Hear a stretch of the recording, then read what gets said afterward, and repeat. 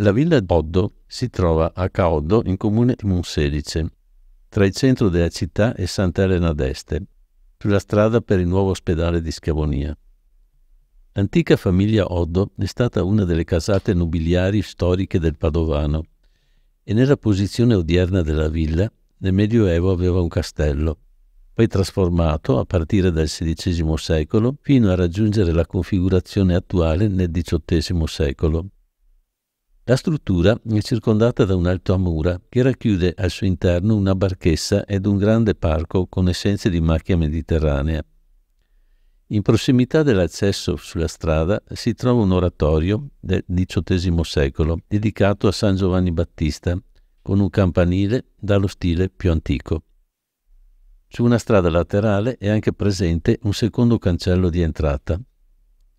Il conte Oddo Arrigoni degli Oddi, appassionato di ornitologia e autore di numerosi testi su tale argomento, fu sindaco di Monselice dal 1899 al 1900 e dal 1905 al 1907. Il figlio del conte Oddo, Ettore Arrigoni degli Oddi, nato nel 1867 nella villa, continuò l'interesse del padre per gli studi ornitologici e nel 1894 ottenne la cattedra di zoologia presso l'Università di Padova.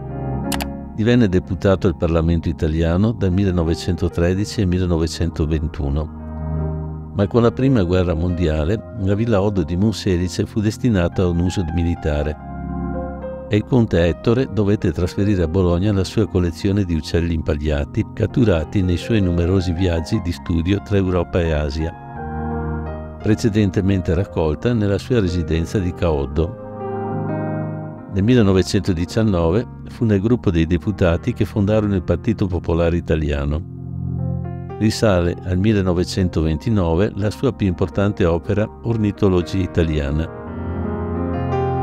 Nel 1930 decise di donare la sua collezione di circa 30.000 esemplari di uccelli allo Stato italiano, che nel 1937 la inserì nel Museo del Giardino Zoologico di Roma.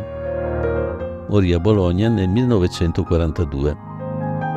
In seguito la villa per eredità divenne proprietà dei principi Ruffo di Calabria. Secondo una cronaca del Mattino di Padova del 29 dicembre 2013, la villa sarebbe stata venduta a un imprenditore veneto per farne un albergo di lusso, ma finora la notizia sembra non avere avuto realizzazione.